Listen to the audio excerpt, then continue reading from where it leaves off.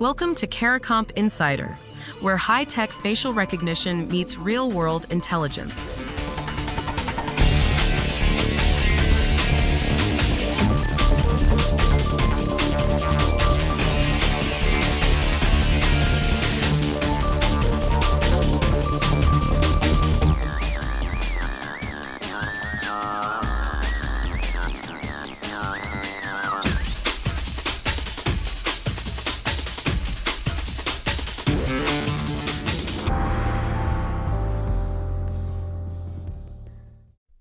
In UK police trials of live facial recognition, the system got it wrong about 4 out of every 5 times.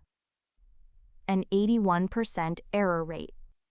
And yet, those same forces are now running more than 25,000 retrospective facial recognition searches every single month. If you've ever walked past a security camera in a city center, your face may already be part of a system like this. One that hasn't proven it can tell you apart from someone else. That's not speculation. That's what the data shows. And it's not just a UK story. According to a Congressional Research Service report, the US federal government is deploying facial recognition faster than any regulatory framework can keep up with. Congress still hasn't passed a single federal law governing how this technology gets used.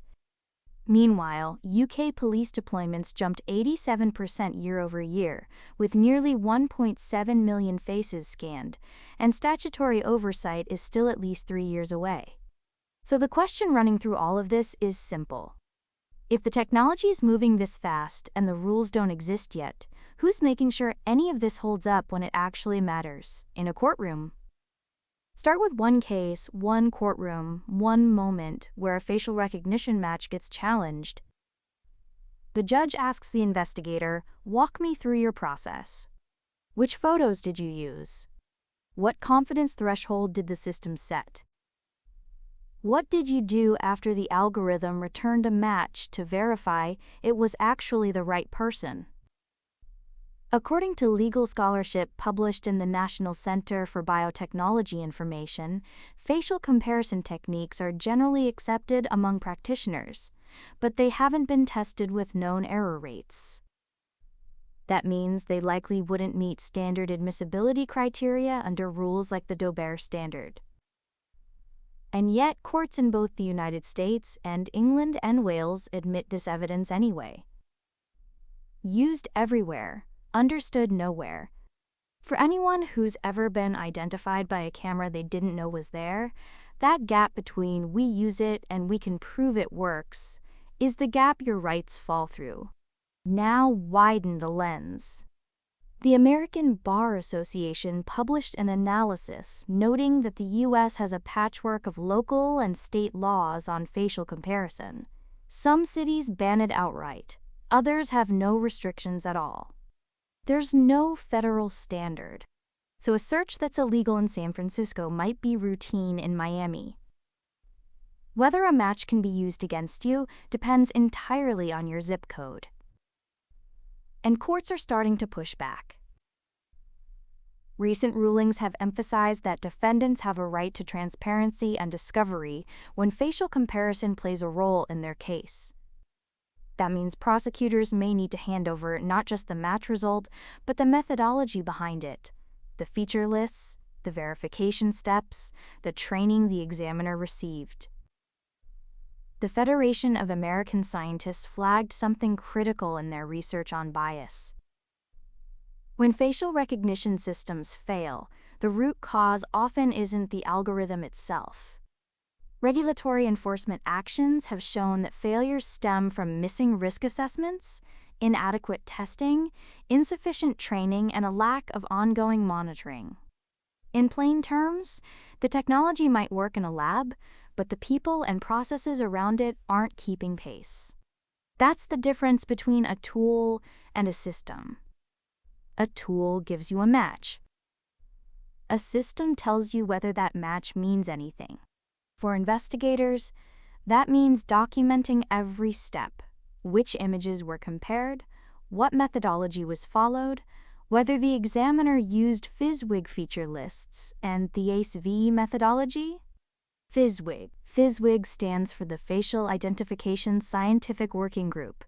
They publish standardized feature lists for comparing faces. ACE-V. ACE-V is a four-step process: analysis, comparison, evaluation, and verification. It's the closest thing this field has to a gold standard. For the rest of us, it means asking a harder question the next time someone says, "We have a facial recognition match." A match and an identification are not the same thing. One is a probability, the other requires human judgment, documentation, and corroboration. Privacy International's reporting on the regulatory void makes the timeline even starker. The EU has classified real-time facial recognition in public spaces as high risk under its AI Act. The UK has no equivalent statute and won't for years. The US hasn't even started the legislative process at the federal level. So the technology is deployed, the searches are running, the matches are being used in prosecutions, and the legal framework that's supposed to govern all of it is still being drafted. That's not a gap, that's a canyon. Some people argue this oversight lag is a feature, not a bug, that law enforcement wants operational speed and would rather act now and answer questions later. But the institutions that will come out ahead aren't the ones running the most searches. They're the ones who can show a court exactly how they ran each search, why they trusted the result, and what they did to make sure the match was right. Speed without documentation isn't efficiency. It's liability.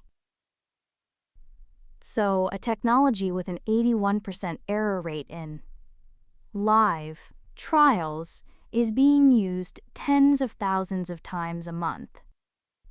Courts are starting to demand proof that the process behind a match is sound. And the laws that should govern all of this are years behind the deployments already happening. Whether you're building a case or just walking past a camera on your way to work, the question is the same. Can anyone prove the system that flagged a face actually got it right? Right now, in most places, the honest answer is nobody's required to. The full story's in the description if you want the deep dive. Now you know something most people in this industry don't. Use it. And when you're ready to put it to work, Caracomp.com. We'll see you tomorrow.